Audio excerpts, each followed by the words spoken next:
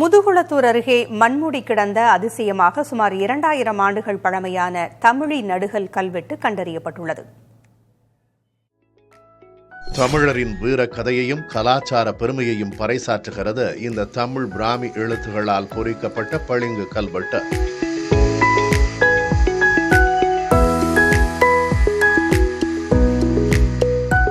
தென் மாவட்டத்தில் கண்டறியப்பட்ட மிக பழமையான நடுகற்களில் இதுவும் ஒன்றாகும்.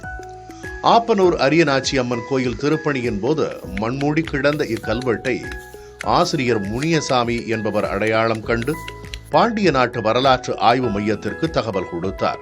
தொல்லியல் அறிஞர்கள் சாந்தலிங்கம் மற்றும் உதயகுமார் ஆகியோர் இதனை ஆய்வு செய்து ஆப்பனூர் ஏரி மாண்டு விழுந்த அத்தியன் கீரன்கல் என வாசித்துள்ளனர். அதாவது ஆப்பனூரில் நடந்த போரில் வீரமரணம் அடைந்த அத்தியன் என்பவரது மகன் கீரன் என்ற வீரனுக்காக இந்த நடுகல் எடுக்கப்பட்டுள்ளது.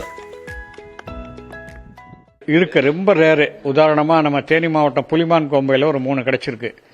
அதுதான் இதுவரைக்கும் இந்தியாவிலேயே கிடைச்ச முதல் தமிழ் எழுத்து பொறித்த நடுகல் அப்படின்னு சொல்றோம். அதெல்லாம் இப்போ கொண்டு வந்து கீழடி அகலாய்வத்தில் வச்சிருக்கோம்.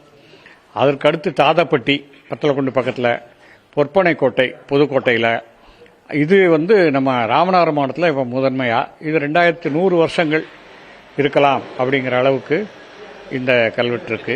இந்த கல் விசேஷம் என்னன்னா குவார்ட்ஸ் வகையில் சேர்ந்த கல், பளிங்கு கல், நம்ம வெங்கச்செங்கல்னு சொல்லுவோம். கோலப்பொடியெல்லாம் உடைக்கிறாங்களா அந்த கல். சங்ககால தமிழர்களின் வீர வழிபாட்டையும் ஆப்பனூர் என்ற ஊர் பெயர் 2000 ஆண்டுகளாக பயன்பாட்டில் இருப்பதையும் உறுதிப்படுத்தும் மிக முக்கிய வரலாற்று ஆதாரமாக இந்த கல்வெட்டு இருக்கிறது.